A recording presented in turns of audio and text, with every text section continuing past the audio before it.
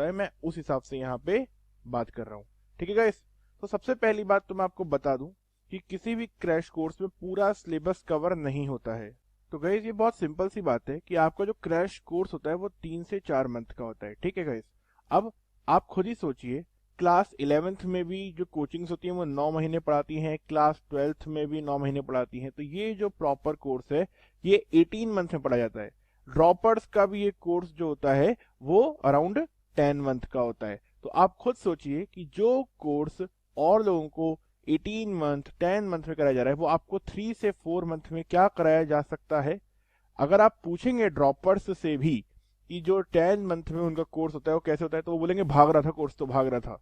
तो आप खुद सोचिए कि 3 से 4 मंथ में आपको पूरा कोर्स होना पॉसिबल है? नहीं। तो आपको पूरा कोर्स नहीं कराया जाता है।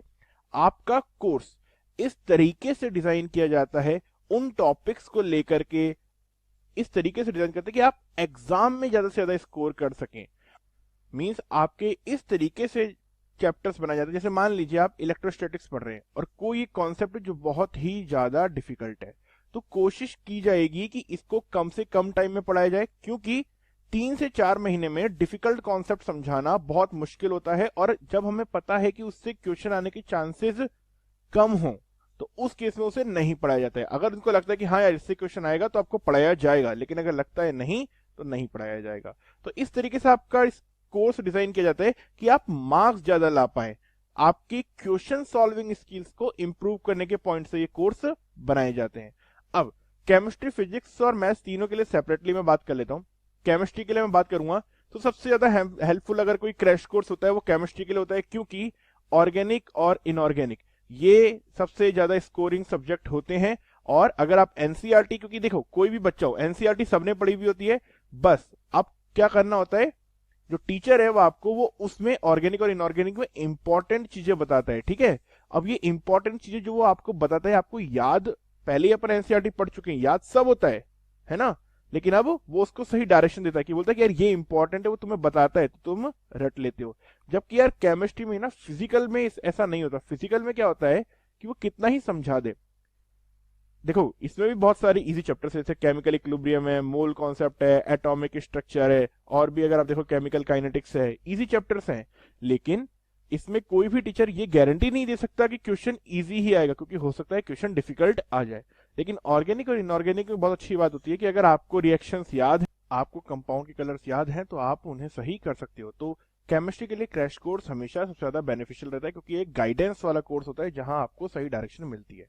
फिजिक्स में भी अगर मैं बात करूं तो जिन चैप्टर्स में आपको क्रैश कोर्स से ज्यादा बेनिफिट होगा वो है thermodynamics, electrostatics, current electricity, capacitor, modern physics, magnetism, modern physics 2 बार आ गया है, and string and sound waves. इनके लिए आपको सबसे ज्यादा बेनिफिशियल रहेगा ये कोर्स। अब बात आती है मैकेनिज्म का, जो क्लास 11th का मैकेनिज्म है यार, वो थोड़ा सा ऐसा है कि मैं बोलूंगा कि उसमें बहुत ज्यादा इंप्रूवमेंट नहीं होगा, क्योंकि आप देखेंगे आपका आरबीडी, सर्कुलर मोशन और सेंटर ऑफ मास, इनमें थोड़ा सा समझने में दिक्कत आती है।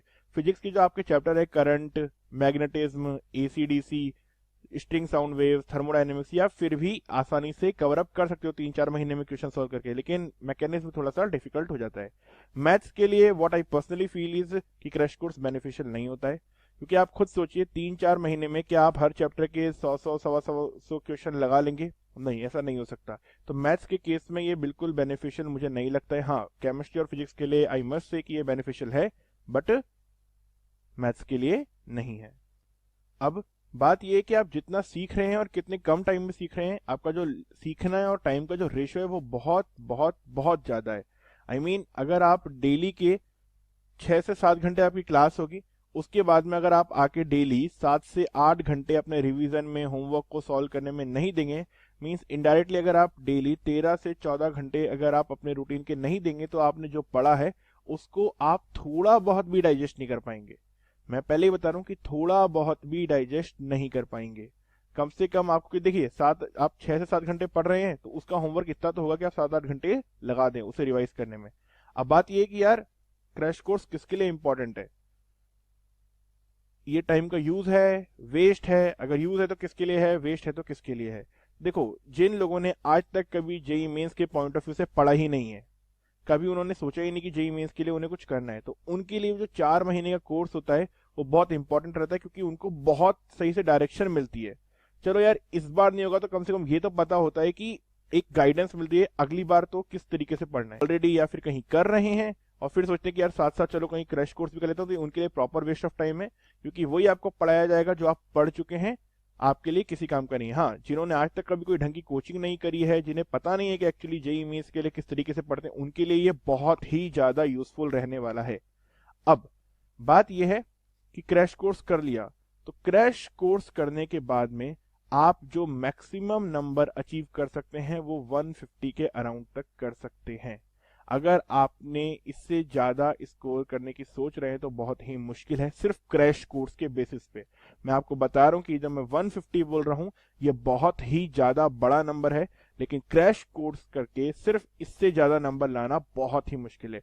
जनरली जो बच्चे सिर्फ क्रैश कोर्स करते हैं लास्ट के 3-4 महीने में, उनके जो मार्क्स होते हैं वो 120 से 135 या 140 के अराउंड होते हैं। ये मार्क्स लोगों के आते हैं अगर उन्होंने क्रैश कोर्स में सही से पढ़ा होता है। तो अब आप डिसाइड करिए कि आपको क्या करना है या क्या नहीं करना है।